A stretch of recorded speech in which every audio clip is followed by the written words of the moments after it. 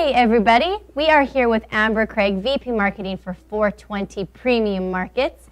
Big week for you. Very. Big week. Yes. Unreal. So the reason that we're having this, so first of all, I want to say a big thank you to Joel Gwillan, one of our realtors, for reaching out. Joel is a good friend of Amber's and offered you up on the craziest week that you're having. So thank you to both of you for making it happen. I was driving into the office this morning and it didn't matter what radio station you were on. This is all that anybody is talking about. And we had the chance to we recorded a little bit of information for the public this morning, and I didn't realize how much I didn't know either. And I think I know everything, and I didn't know anything. So this is true. So we're going to try and ask Amber a bunch of questions that we think that you guys want to know the answers to. So it's going to be from just the basics, and then we're going to talk a little bit about how it affects real estate. So let's just start. So obviously October 17th, which is Wednesday, it is legal across all of Canada.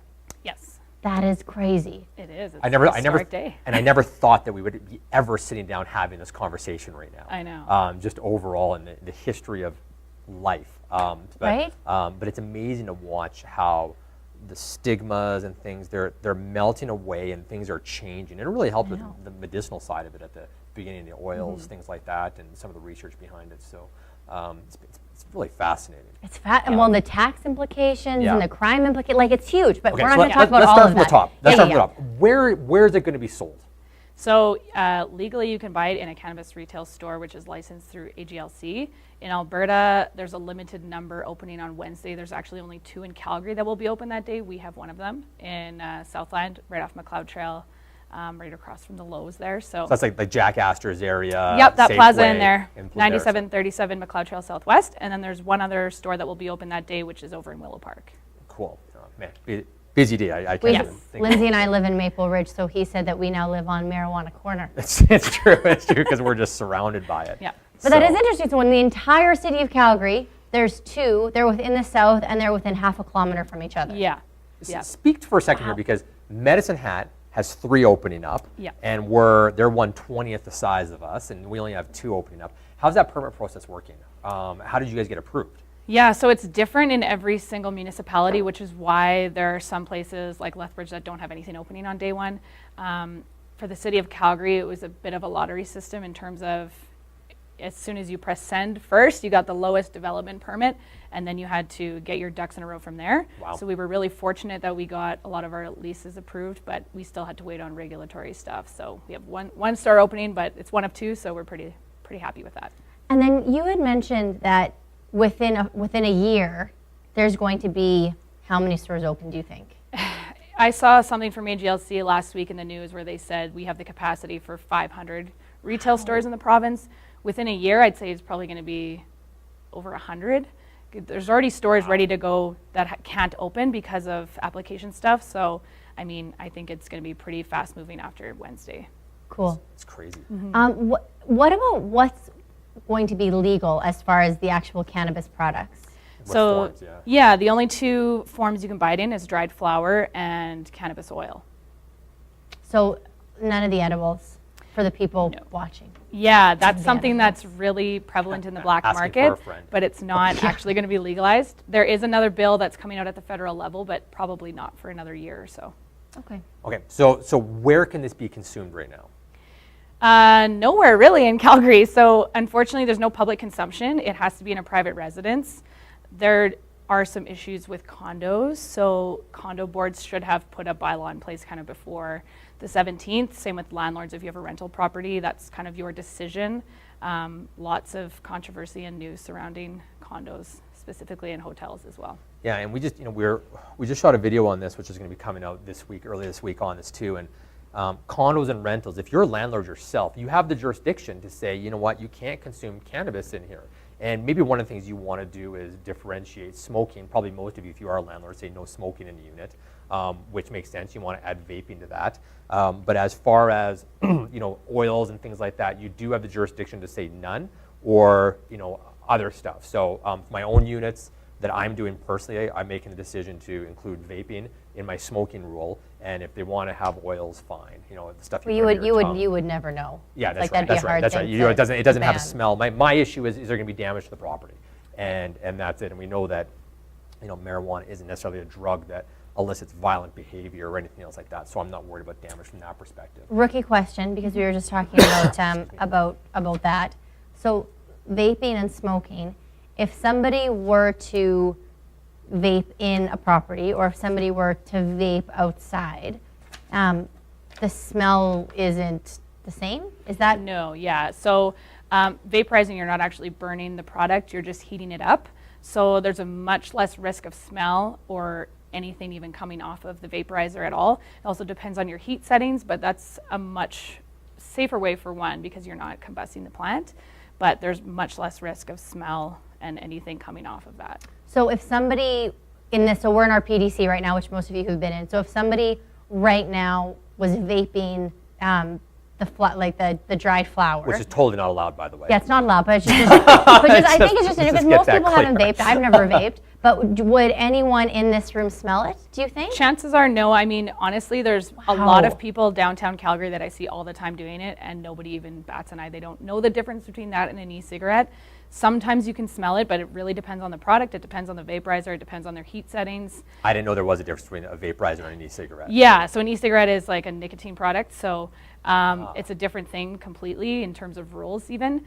But unless you have smoked cannabis your whole life, you're probably not going to start smoking it. You'll want to start with a discrete method of consumption. That's where oils are going to be very popular, vaporizers are popular, but there's not going to be this cloud of smoke surrounding the city on Wednesday. Yeah, like a lot, like that's kind of what I was thinking. Like nobody's gonna be like on corners like rolling joints and like smoking. It's not going to be like that. That's 60s. why the consumption debate with the city of Calgary isn't a huge concern. They're going to loosen that up over time because once they realize that people don't want to smoke anyways, they're not going to be super concerned about it. And this is also where it's like, if there's a lot of people that went and got medical license and stuff like that, but I can't see this being, there's going to be an initial influx of people that it has the novelty the side of it too. But I mean, we were in Amsterdam, Vegas, things like that. And we literally thought that everywhere, like you'd be surrounded, but it just wasn't like that at all. Yeah, you can't even tell when people are using it. Like Yeah. majority of Canadians admit to using it already before it's even been legalized. So it is something that will be very normalized very quickly. Yeah. Especially to your point, if it's being consumed in a way that everything around you doesn't smell like pot, Right. Like I think that's part of the big stigma right now is the scent, which obviously, anyways. Okay, let's keep Yeah. going on. So going on. how many plants can you grow? Recreationally, you can grow 4 per household. Okay, so because you guys are also selling seeds, is that Yes. correct? Okay, Yeah. so people will be growing it in their house. If they choose to, yes. And now talk about the medicinal side, because we had a quick conversation Yeah. about that. So the medicinal system isn't changing with legalization. Currently what exists for medical users if they want to grow is you actually have to have a prescription written by a doctor, and then you have to fill out an application with Health Canada, and they have to approve you to grow your own. How they calculate the number of plants is based on what your prescription dosage is. Okay. So it's usually a couple plants a person, but the other thing to keep in mind is that not that many people actually want to grow, and they don't have the capacity to understand, especially on a medical perspective, the proper strain growing. Anyone has the ability to make their own wine, and nobody really does that.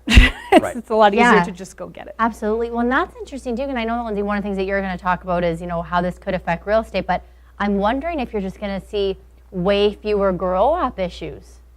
Well, one of the points of legalizing it in the first place is to try to eliminate the criminal market or Yeah. reduce that. So potentially there would be much less profit on the illegal side in terms of grow-ops. But this is exactly what we want to talk about from a real estate perspective now is we really want people to avoid the word grow-op now. Yeah. Simply because You're allowed to grow it in your house. because you're allowed to like, grow in your yeah. house. And it doesn't mean it's a grow-op, obviously, if you have 4 plants. You can have 4 house plants. And the issue with grow-ops is, typically 2 things. Number one, moisture from the content of plants that's there, and the damage that gets done to the property in terms of drilling holes to access power and ventilation for it. So when you're not going to see those issues with just 4 household plants, Right. which would be like that.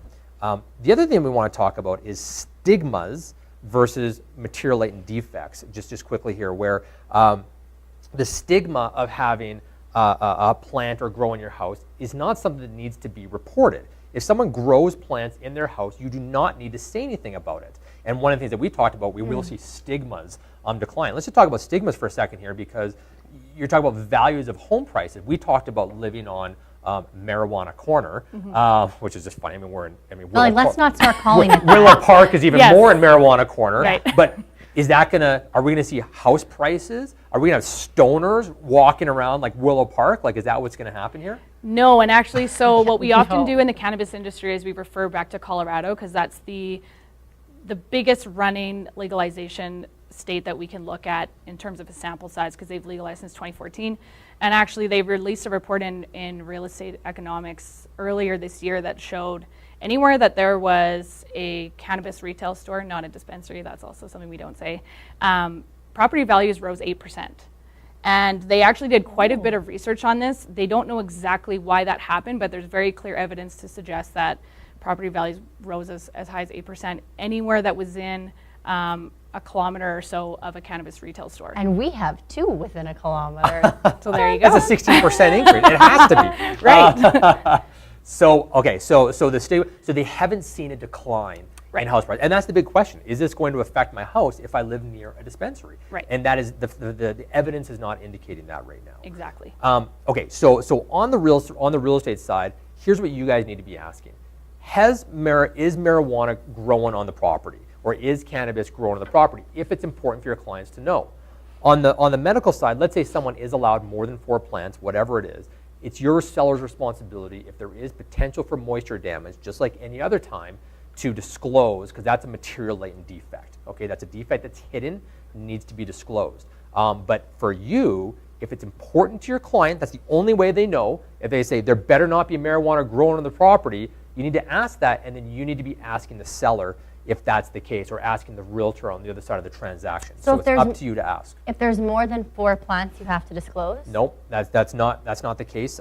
The way that it is the quantity affecting damage to the property. That's what it is. So if you have 15 plants and it's not because you had some license to do that, and it's in a super well ventilated area and it's very easy to see, but if you have 15 plants in one room in the house, it's in the bathroom or something, and there's mold growing in there because of the moisture, that's something you have to disclose.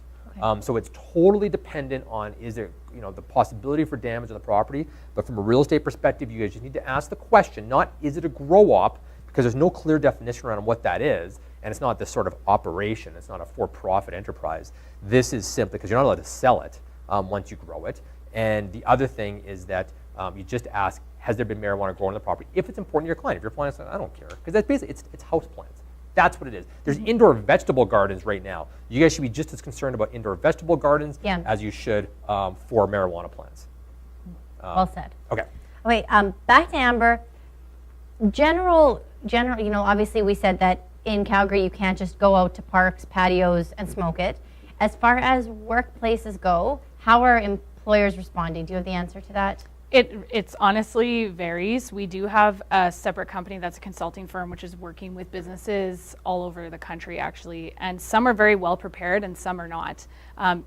Companies should have already had a drug policy in place. What gets complicated with cannabis is that it's a medicine for some people, and you have to give people the right to use their medicine. So it's just tricky because everyone has anxiety. But literally. If you have a prescription from a doctor, that's an easy way to prove it. The other thing to consider for employers is positions that are safety sensitive. So if you have a safety sensitive position, then you obviously can't allow somebody to be taking a THC product, but we have CBD products on the market which do not impair you at all and wouldn't cause you to feel high. So there are a lot of factors to consider. I'm not going to say it's easy because it's definitely not. Yeah. I would recommend that companies really seek the guidance of a professional to help them create policies that are going to protect their employees, but also the companies themselves. So, and speaking to that on the side, you nailed it. The biggest test here is impairment, and for yourself and your real estate clients as well. If you're representing a client and you have to make educated decisions, conscious decisions, you're calculating numbers, you're going through advising them through contracts, you can't be impaired. Now, this separates cannabis and alcohol and drugs. I mean, if you're on some type of painkiller that impairs your judgment, you still can't be impaired while advising a client. So I want to eliminate a stigma around marijuana, and I want to group it in with any drug, illicit, prescription, or anything else as well. So when you're representing clients, when you're driving, you can't be impaired. Tiger Woods, if any of you remember the incident of him getting pulled over for impaired painkillers. It's like, you know, and things like that. So there's no different. You can't be impaired. And that's what CIR staff policy is. You can't come to work impaired. Right. And that's it. And also you can't come to work smelling like alcohol. So if you smell like, you know, cannabis, you're probably going to be sent home. But it's like you can't be impaired. That's one thing. The next thing that I just want to touch on and just talk about is capacity for contracts. If you're sitting in front of a client, they need to have legal capacity to sign that contract. If they are, you know, totally impaired while they're doing that, alcohol, drugs, or cannabis, or prescription drugs, I mean, or cannabis, they can't legally be sound of mind to engage in that contract. So just keep an eye on this. I don't see this as being an issue. I don't think it's going to be an issue. We're saying this for the intent of what is happening. But yes, if you are, you know, caught, you know, with it and you're driving, or not with it and you're driving, if you're caught impaired while you're driving, you know, say goodbye to your license and some other issues. But if your clients are there doing it as well, you have to make sure they're sound of mind in order to be engaging in a legal contract. That made me think of a question. Is there a certain amount that somebody is allowed to buy or have on them at any given time? Are there issues with that? Yep, it's 30 milligrams. So that's the maximum amount you can purchase at a time or possess at a time. When it comes to in your home, there is no limit on that. It's just what you can purchase at a time and what you can actually have on you. Okay. And I guess last question for you. So 2 stores open on Wednesday. This is a huge event. There's going to be media. There's going to be crazy lineups. You guys have security that's going to be at your store. So if anybody wants to kind of be a part of this, Ambers, what's the address of your store again? It's Unit D290, and it's at 9737 McLeod Trail Southwest. And the name of the store is? 420 Premium Market. 420 Premium Market. So that's going to be crazy on Wednesday. But I wanted to say to you, and I was like, you know, why is this going to be such a big deal? And obviously it is, but the lineups, and I'm like, you know, somebody could just wait a week to go get it. But one of the things that you mentioned is everyone's very aware that there's going to be a shortage almost instantly. Yeah, we don't know when that will happen, but Canada-wide, the production side of things wasn't necessarily ready. So I think everyone in the industry knows it's going to happen at some point. We don't know when that is. We feel pretty confident in our stock, but we also have to buy from AGLC. So if AGLC isn't prepared for the province, then that leaves retailers at a disadvantage. But I think because it's a historic day, like you said earlier, this is never going to happen again in Canadian history. That's going to add to the kind of excitement on day one. So yeah, we're prepared for huge lineups all day. Like we're open 10 a.m. till 2 a.m. and we have media showing up as early as 4:30 in the morning that day. So it's a full day for us, but I think people should still at least attempt to come by, because I think it's going to be really cool to see. Yeah. So maybe we'll go for a walk. We'll take our dog for a walk past it, because we live so close.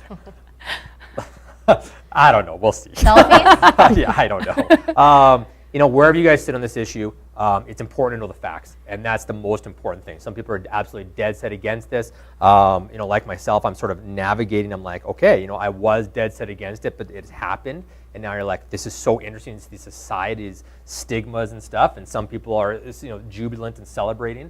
And so where you are, you need to know the facts, because this is going to affect your clients. So put aside your biases right now and learn exactly what's happening. So that's it. We got to move on. We got some great stuff to talk about with Shane coming up here. And Amber, I thank you so much for coming in. I'm sure you got a lot of tweets to deal with right now and things like that. So get out there, and thank you for giving me your time. Thank you. Thanks, Amber.